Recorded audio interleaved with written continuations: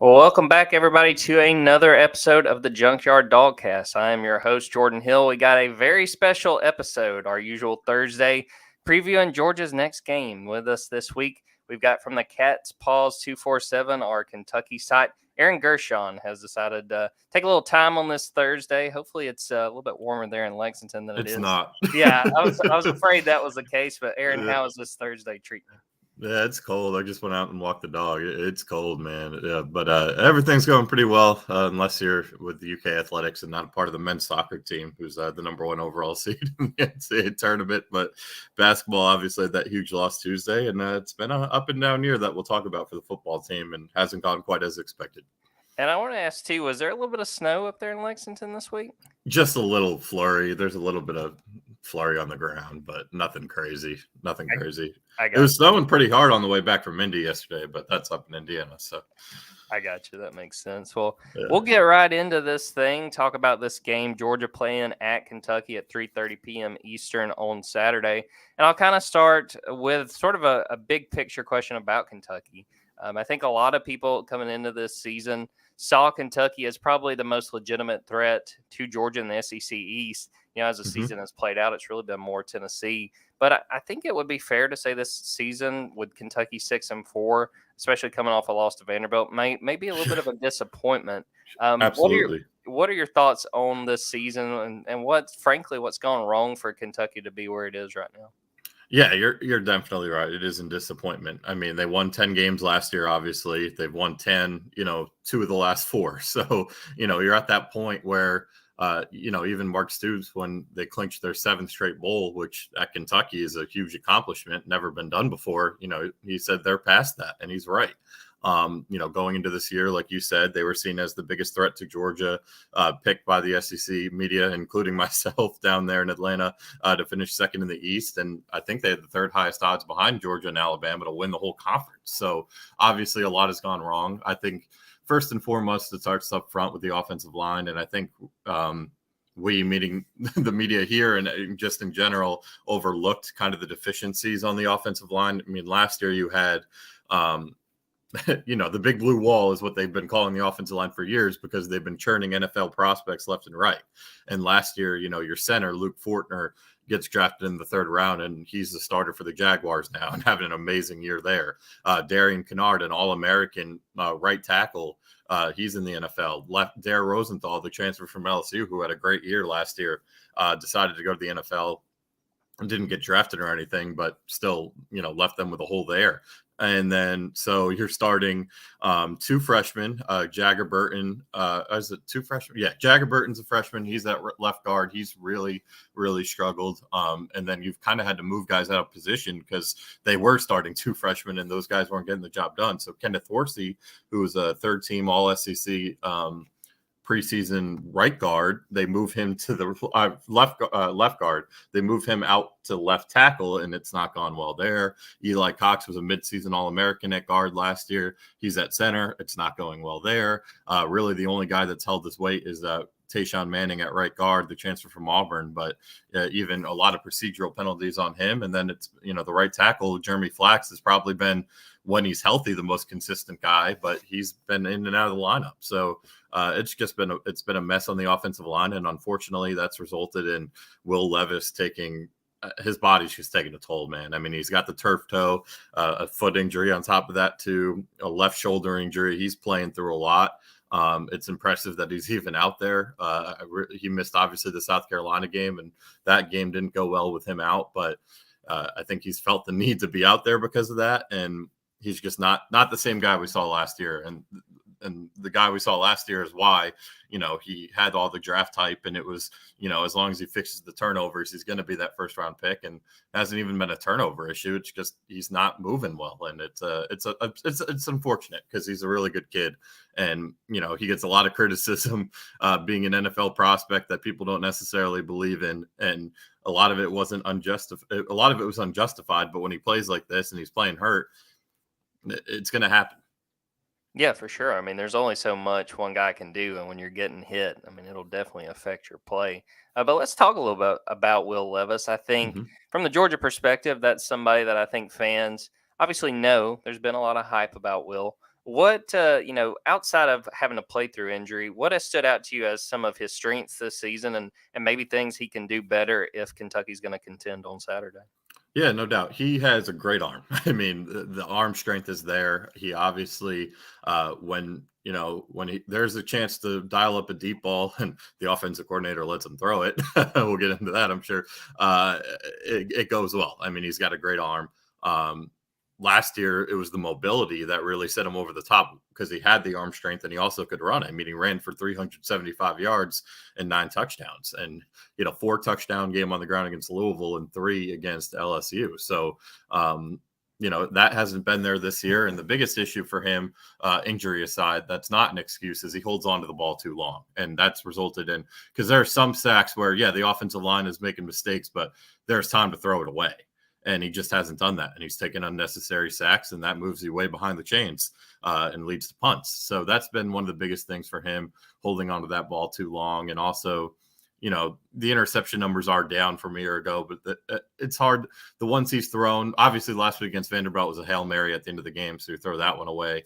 But there are a couple where it's just forcing things a little bit. So, the decision-making, whether it is interceptions or whether it is holding on to the ball too long, that's probably the biggest pet peeve people have with him here. And the biggest reason he's definitely taken some some criticism from the draft guys. But, you look at every projection, he's still a first-round pick. And that's because I think the scouts are doing a good job of realizing what he's working with. And that's a really bad offensive line when he had a really good one last year. He had a pretty damn good year. And he's also, the receivers are talented, but you got 3 freshmen out there. And you've got 2 freshman tight ends. You only have 1 senior tight end who's senior wide receiver, who's a transfer who wasn't here last year. So there's just no continuity between him and the offensive line, or even really the receivers, which is it goes on the offensive coaching staff when you're 10 games into the season. Tell me a little bit about what you've seen. Losing Liam Cohen, he goes back to the NFL. They go and get an NFL guy to replace him. Just from the outside looking in, it seems like there has been some issues as far as that goes. So what sort of stands out on that front? Yeah, the play calling is predictable. I think that's the biggest thing that people have issues with. He loves this wide receiver screen, and they'll do it 6 times a game, and it frustrates the hell out of everyone because it hardly works. And then it actually worked against Missouri for a touchdown, and it got called back for holding. So it's like, man, he can't catch a break with that play. So that's one thing. It's very predictable. And, it just feels like he's stubborn. Mississippi State, Kentucky had their best offensive second half. They scored 24 points in that half. They won the game 27-17. And the game plan was pretty simple that game. Feed C-Rod, Chris Rodriguez, the great running back, because Mississippi State did not have a good run defense. Then the next week you go to Tennessee, or after the bye, and it's okay, well, you're going to pass the ball, right? Because Tennessee at that point had the second worst secondary in the country, and their run defense was number 9 going into that game. It was the same game plan. They're running the ball. They're not letting Will do things. And when they had their 1 touchdown drive, it was off Will Levis's arm. So it's like, what are you doing? And it just feels like the game plan is the same every week. And that's not sitting well with the fans. And we learned this week it's not sitting well with the players, because you had Zakel Crowdis, one of those freshman receivers, say that they were asking him, a big issue with this offense is they get to the red zone and then they can't score. And their kicker stinks, and they can't protect on field goals, so they end up with no points. So they asked, Crowdis at Media Tuesday, I wasn't there because of basketball, but they asked him why you think the red zone is an issue, and he said the play caller. Not good. And then you saw Tavion Robinson, that one senior receiver transfer from Virginia Tech, who started the year hot, and they haven't fed him the ball since. Was liking tweets about Scangrillo and his problems. So there's a lot of issues there. I think we're probably a week away from his firing after the Louisville game, which is upsetting because it felt like a pretty seamless it would be a seamless transition, but those pro style offenses, they in the West Coast, you thought it was going to be the same, and they're just not the same system. They don't have the same balance they had with Liam Cohen, and it'll be interesting to see what Mark Stoops is going to do, because you could tell he's fed up too. It's upsetting because the defense is good and they're wasting it. You mentioned the red zone. That's going to be something interesting to watch Saturday, because Georgia has probably the best red zone defense. I think they're 3rd nationally in giving up points at all, but they're 1st in not how few touchdowns they give up in the red zone. Yep. So that'll be something certainly to watch. You mentioned Chris Rodriguez earlier. Had a really big game in that Vanderbilt game, and missed those games early in the year. But statistically, as far as yards per game, is one of the best in the country. And I talked to Kirby Smart and some of the defensive players about what stands out about Chris and what he brings to the table. But getting to watch him week to week, just what is it that makes him a special running back? He is a special running back. He's a bowling ball. I mean, he does not. If you remember Benny Snell, it's very, very similar. Where they're not the fastest guy, but they don't go down. I mean, he does not go down on first contact unless there are three bodies in the backfield, which has happened with his offensive line. But he usually is able to bounce off tackles and make those, should be 2-3 yard games into 7-8 yard games. And he's done that his whole career here. And he's a great talent. And when he does get the hole, and last week he was able to break off that 72-yard touchdown. So he has the speed if he gets the second level. But he's often fighting through so many tackles, he can only get so much. But yeah, he's already at 703 yards and he missed the first 4 games. He's got 401 yards to go to pass Benny for the all-time rushing record in school history, which would be really impressive to do that, given he missed 4 games to start the year and he needed over 1,000 to do it going into the year. So he's definitely, I would say, going into the year was probably Will Levis. I would say just how things are unfolding, he's the best player on the roster, and just got the invite to the Senior Bowl, so he's probably going to be a draft pick too. And he's fun to watch, and he cares a lot. He's called out some of the guys that haven't played so well this year. He's a leader on this team. They really, really missed him those first 4 games. It was honestly so impressive how they beat Florida without him. He's definitely the guy that they're going to try to feed all day. And it's probably, with Georgia's run defense, we saw how they contained C-Rod last year. It's probably not going to go as well as it usually does for him. But, regardless of how he performs Saturday, he's a special player, is going to be missed around here. Chris was a first-team preseason All-SEC pick in the summer, and you can see why with how he's played. And I thought it was funny you mentioned Benny Snell. When I asked Kirby about Chris, he said, reminds me a lot of Chris. I saw that quote. Yeah, yeah, they really are similar. And obviously, 2018, Chris was a redshirt, so he was in the backfield and got to learn from him a little bit. So yeah, they're very, very similar. They called him Little Benny his first year here in 2019 when he was playing. And again, it stinks that he missed those first 4 games, with the off-field stuff. But the fact he's gonna perhaps be the all-time leading rusher in school history when missing these 4 games, and he missed 2 games in 2020 with COVID when he finished second team All-SEC behind Isaiah Spiller. It's pretty impressive that he could do that with missing 6 games. Absolutely. We're going to take a quick break. We'll come back. We'll talk a little bit about Kentucky's defense and then get into the matchup, talk about what we are sort of expecting to see in this game and maybe give a couple predictions. But first, we'll take a quick break.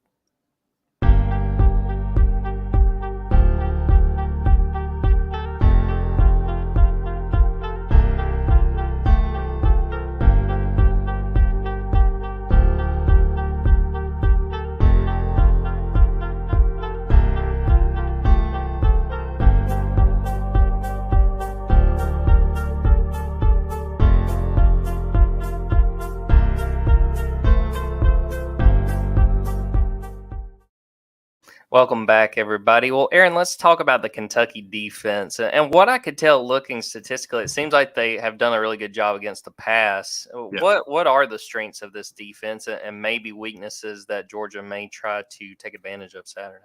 So they have 2 really solid outside corners. Keidron Smith, the transfer from Ole Miss, has been an outstanding addition. Florida game, he had that pick 6, 63 yards, I believe it was, that just completely shattered Florida's confidence and pretty much put the wrap on that game in the third quarter.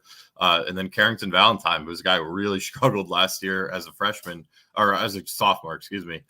And he's really, really taken a step up this year. He's gotten a lot better at the top of the route. So that's the one thing I think Georgia, you can correct me if I'm wrong, the receiver position, wide receiver, not tight end. I know how special those guys are. Very important distinction. Yeah, very important. But the wide receivers, the outside guys, are the one kind of weakness outside of McConkey on the whole roster.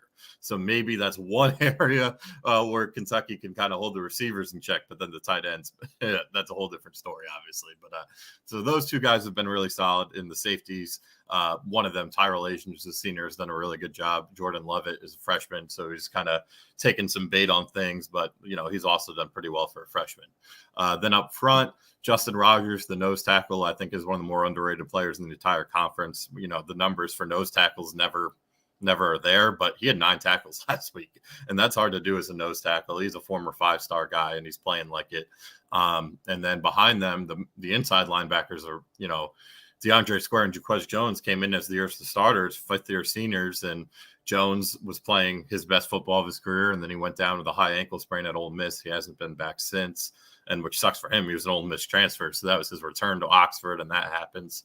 And then DeAndre Square, who's been kind of the heart and soul of this team as a leader the last couple of years, got hurt at he got hurt. He missed the Missouri game, got hurt at Tennessee, so he missed last week, and he's kind of a game time decision. But luckily, the two guys behind him, Trevin Wallace especially, are really good players. So they're really good.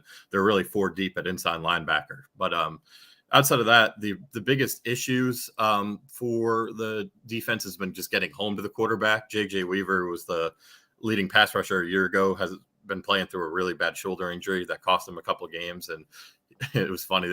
He's talked about yesterday during his media availability. He's been pass rushing with one arm and really didn't start feeling himself till last week. So maybe he'll have a little bit of a better game, but against Georgia's offensive line, that's tough to ask too much of him. And then Jordan Wright, another veteran pass rusher, has had a good year, not getting to the quarterback, but stopping the run, forcing a couple balls out, recovered a couple of fumbles. So it's been good in that aspect. But really, I think the biggest issues for the defense has really been they get worn out because they're on the field so freaking much, and they get worn out. That's what happened. I think last week you finally saw. They did such a good job with Anthony Richardson. 4 rushing yards is all he had against them. But Mike Wright was able to just beat him with his legs. And Ray Davis, Vanderbilt's running back, was able to run all day on them.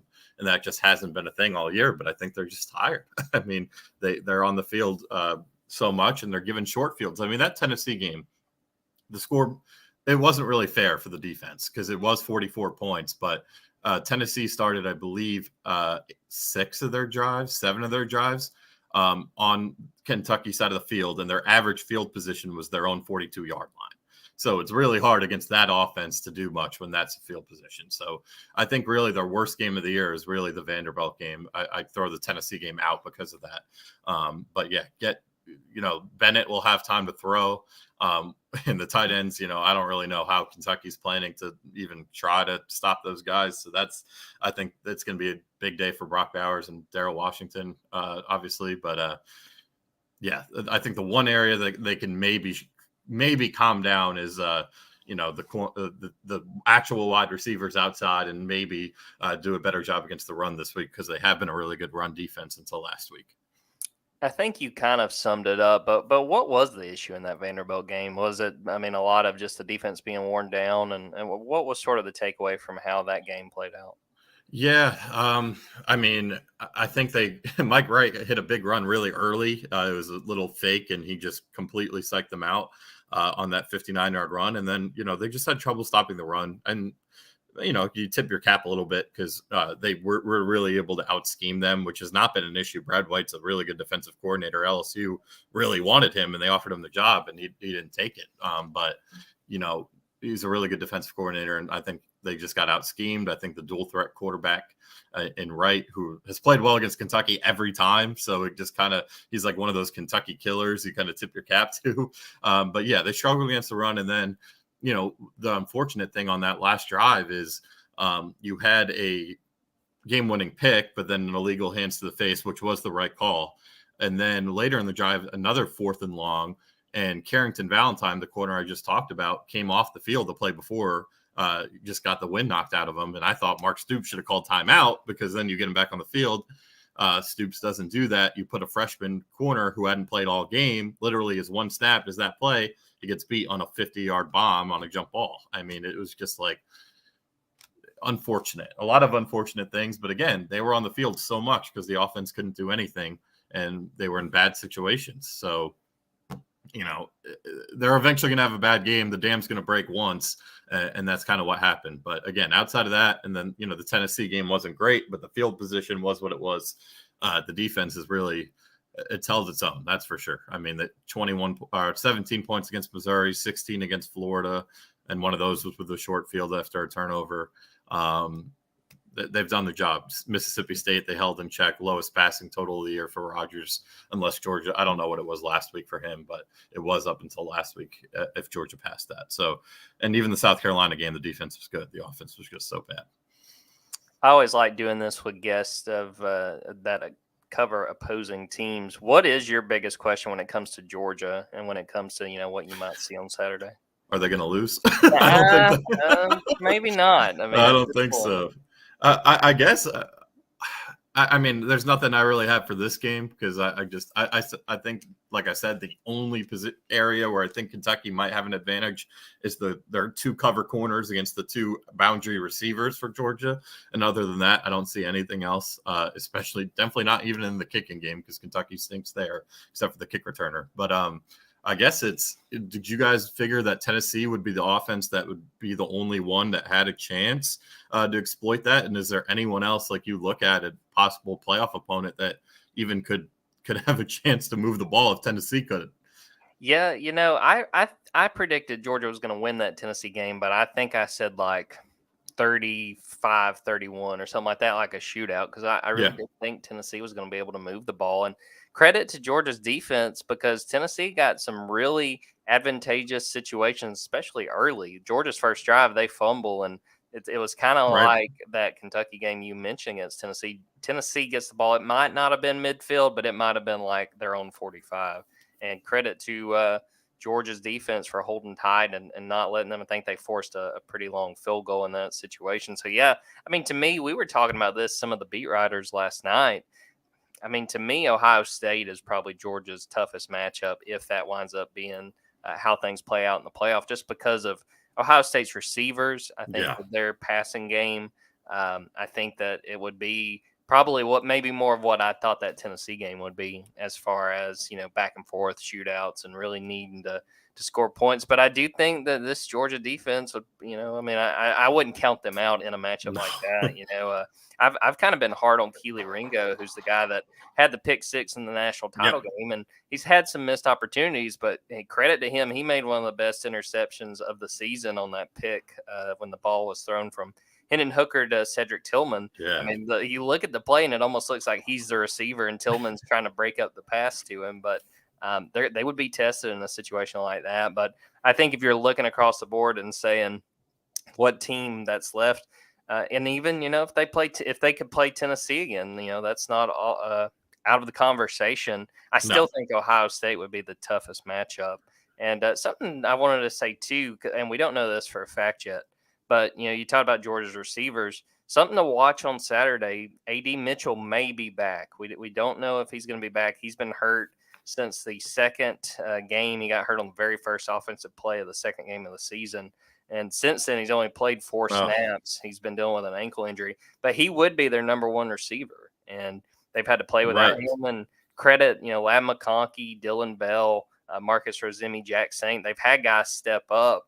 But it's kind of funny to think about. I think this offense right now is averaging right under 41 points a game without what would be their number one wide receiver.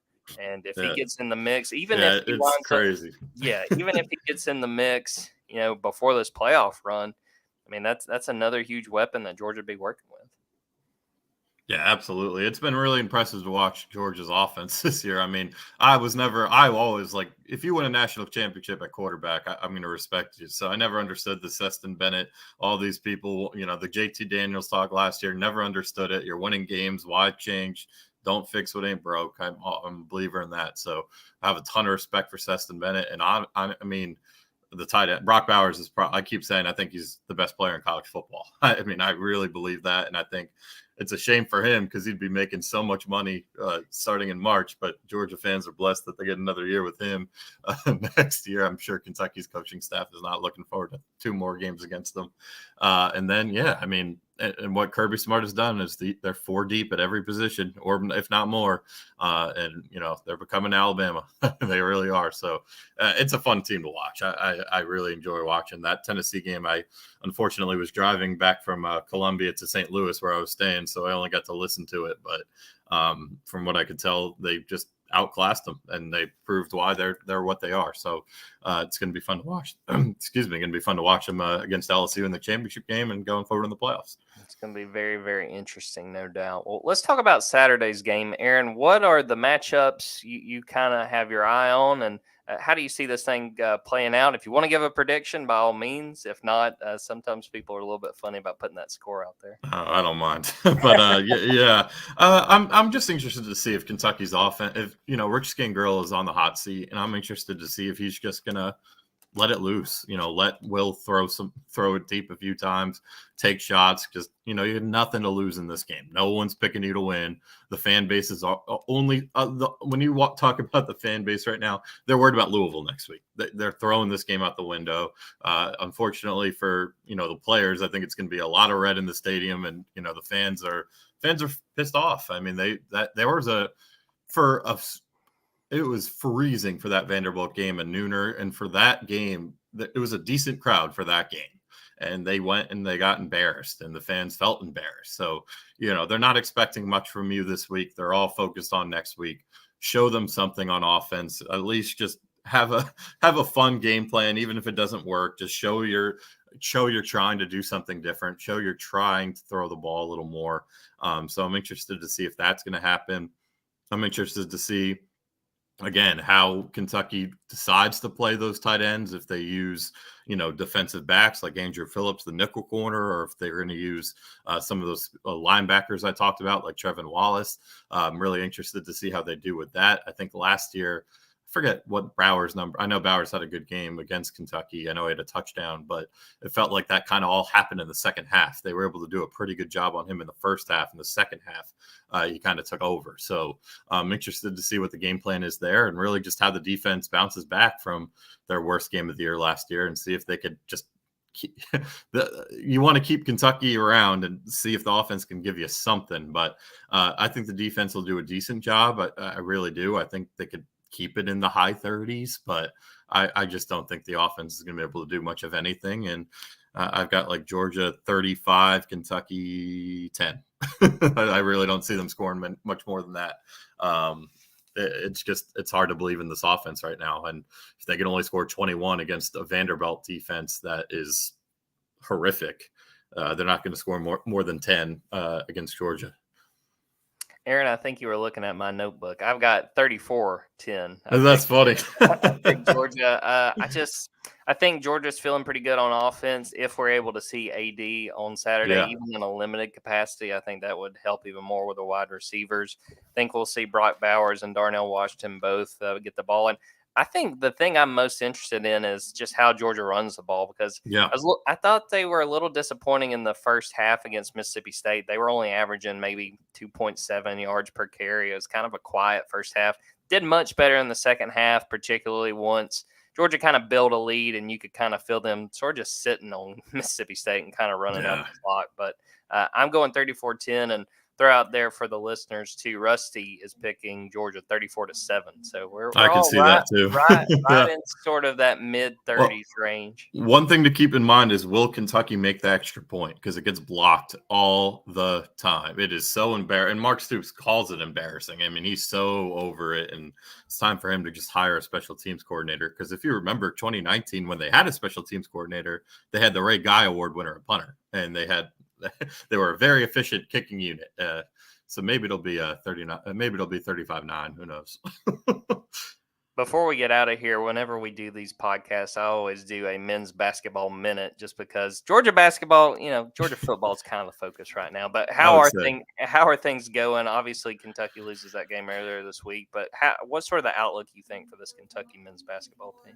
Yeah, this is a really good team. I mean, last night was unfortunate, or Tuesday night rather was unfortunate, but you have the National Player of the Year back in Oscar Tshiebwe, consensus National Player of the Year back. He's a monster. You have two really good shooters and CJ Frederick and Antonio Reeves were just off the other night. And you really have two capable point guards, Severe Wheeler, who you guys know there. He's a little erratic around the rim. They got to get him not being the guy to take the shot at the end of the game, but he's a great facilitator and defender, and then Cason Wallace, the freshman. So they've got a ton of talent. I mean, it's a matter of, when it all starts to gel. Obviously, Oscar was hurt and just came back on Tuesday.